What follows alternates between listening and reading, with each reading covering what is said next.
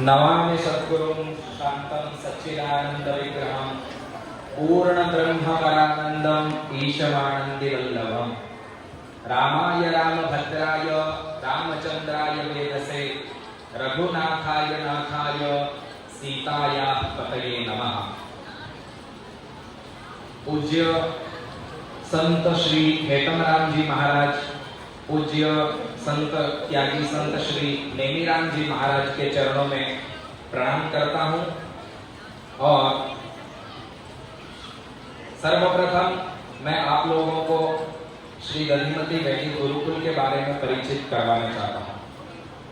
श्री दधिमती वैदिक गुरुकुल यह श्री दधिमती सेवा ट्रस्ट द्वारा संचालित है और परम पूज्य स्वामी श्री गोविंद देव गिरी जी महाराज द्वारा यह वेद विद्यालय चलाए जाते हैं। पूरे भारतवर्ष में लगभग 42 वेद विद्यालय चलाए जाते हैं और हमारे राजस्थान में एक पुष्कर में, एक हमारा कोटमांगलोद है, तीसरा एक नोखा में और एक जयपुर में और एक सीकर के पास में, ऐसे 5 वेद विद्यालय राजस्थान में चलाए जा रहे हैं। और आज हम सभी का बहुत ही सौभाग्यशाली हैं हम लोग, जो कि आज पूज्य बाप जी की हम लोगों को कथा श्रवण करने का मौका मिला है। इससे पूर्व भी हम लोगों को यह अवसर मिला था जब पूज्य स्वामी जी की जो कथा है वह जलालड़ में जब कथा थी, तो उस समय भी हम लोगों को यह अवसर प्राप्त हुआ था। और हम सभी बड़े ही सौभाग्यशाली हैं, क्योंकि कहा गया है जब संत मिलन हो जाए तेरी वाणी हरि गुण गाए, तब इतना समझ लेना अब प्रभु से मिलन होगा, अब हरि से मिलन होगा। तो जब हमें यहाँ पूज्य स्वामी जी श्री हेतमराम जी महाराज जैसे संत का हम लोगों को सानिध्य प्राप्त हो रहा है और यहाँ बैठ करके हमारी जो वाणी है वह भी हरि गुण गा रही है, तो इतना निश्चित समझ लीजिए कि शीघ्र ही हम लोगों को हरि से मिलन होगा, प्रभु से मिलन होगा। और जब हम लोग यहाँ आए तो यहाँ जो गौशाला चल रही है तेजा जी महाराज के नाम से है, वीर तेजा जी जो गौशाला है, यह इसके बारे में भी हम लोगों ने, हम सभी छात्रों को लेकर के वहां गए थे। आप लोग तो निश्चित रूप से जानते ही होंगे, नहीं तो अवश्य जाएं।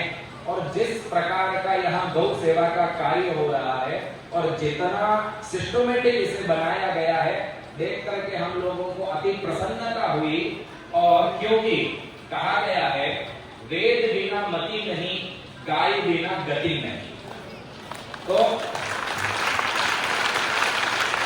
यदि हम लोगों को जीवन जीना है और अच्छी प्रकार से जीना है तो उसके लिए अच्छी मति, सुमति यानी अच्छी बुद्धि होनी आवश्यक है। वो अच्छी बुद्धि हमें कहां से आती है? तो वेद बिना मति नहीं।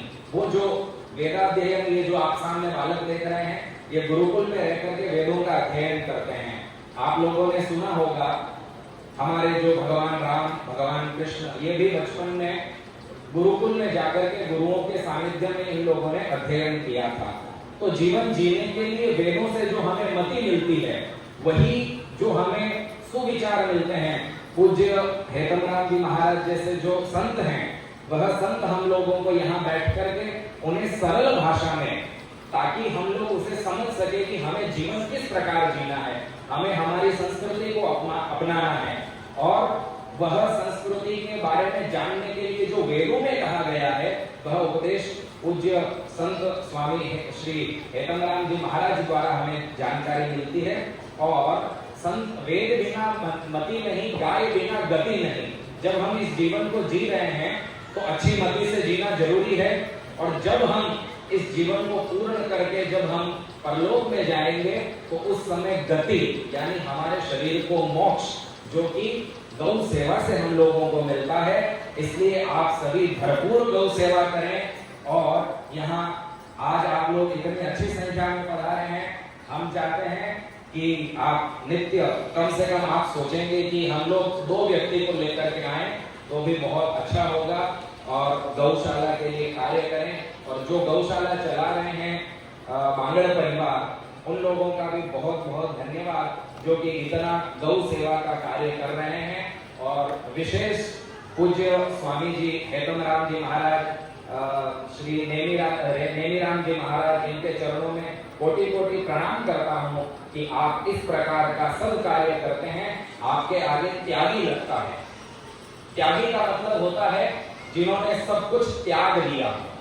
और ये हम सभी जानते हैं कि हेतमराम जी महाराज यहाँ से प्राप्त होने वाली जितनी भी जो धनराशि होती है उसे वह हाथ भी नहीं लगाते हैं, गौ सेवा में अर्पित कर देते हैं। इस प्रकार के संतों का हम लोगों को सानिध्य मिल रहा है। संत जो हैं वो तो हम लोगों को पूरी श्रद्धा पूर्वक तन मन धन से हम जितनी भी सेवा कर सके उतनी सेवा हम लोगों को करनी चाहिए। और आप लोगों के सामने मैं बहुत अधिक नहीं समय लूंगा, छोटे छोटे बटुक आप लोगों के सामने आए हुए हैं। ये गुरुकुल ये चलाने की आवश्यकता क्यों है, आप लोग बहुत अच्छे से इससे रिलेट कर पाएंगे, इसके बारे में मैं बताता हूँ। आज अमूमन यह स्थिति हो गई है, हमारे घरों तक यह स्थिति पहुंच गई है कि हमारे बच्चे, जो आजकल का सबसे बड़ा दुश्मन हमारा जो मोबाइल, उसकी वजह से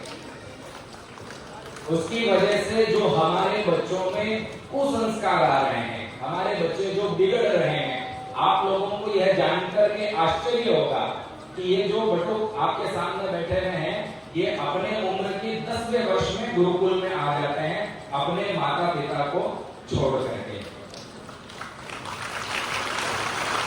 और गुरुकुल में आने के बाद में इनका जो जीवन होता है वह पूरा जीवन सात्विक, जो हमारे सनातन संस्कृति में जो जीवन यापन की जो दिनचर्या बताई गई है, जीवन यापन का जो साधन बताया गया है, उसी प्रकार से ये सभी लोग जीवन यापन करते हैं। सवेरे 4:30 बजे से उठ करके रात्रि 10 बजे तक इन लोगों की दिनचर्या होती है। हम लोगों के घर में हम जानते हैं हमारे बच्चे किस प्रकार रह रहे हैं, तो हम इन गुरुओं से जुड़े, हम गौ माता से जुड़े, हम गुरुकुलों से जुड़े, ताकि हमारी जो संस्कृति है, हमारी जो सनातन संस्कृति है, वो हम अपना सकें और कहीं ना कहीं हमारी जो आने वाली पीढ़ी है, उस पीढ़ी का जो भविष्य है उसे हम उज्जवल बना सकें और उन्हें अच्छे संस्कार हैं वो अच्छे संस्कार मिल सके। जैसे जो लोग नहीं आ पाते हैं, तो अभी हमें बाप जी ने बताया कि आप लोग करुणा मूर्ति जो YouTube चैनल है, वहां आप पधारे हैं वो अच्छी बात है। जो नहीं आए हैं उन लोगों को आप कह सकते हैं कि इस YouTube चैनल पर जाकर के आप कथा श्रवण कर सकते हैं।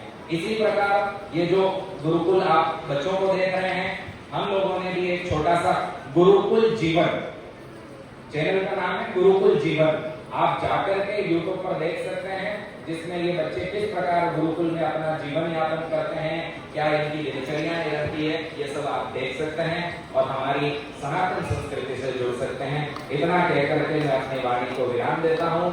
और जो गुरुकुल में ये लोग वेदों का अध्ययन करते हैं, 4 वेद आप सभी ने सुन रखा होगा, शुक्ल यजुर्वेद, एक तो यजुर्वेद, सामवेद, अथर्ववेद और ऋग्वेद। इन चारों वेदों में से यजुर्वेद का अध्ययन गुरुकुल में करवाया जाता है। तो अभी सभी बटुक आप सभी के सामने वेद मंत्रों का उच्चारण करेंगे, आप सभी ध्यान पूर्वक श्रवण करें।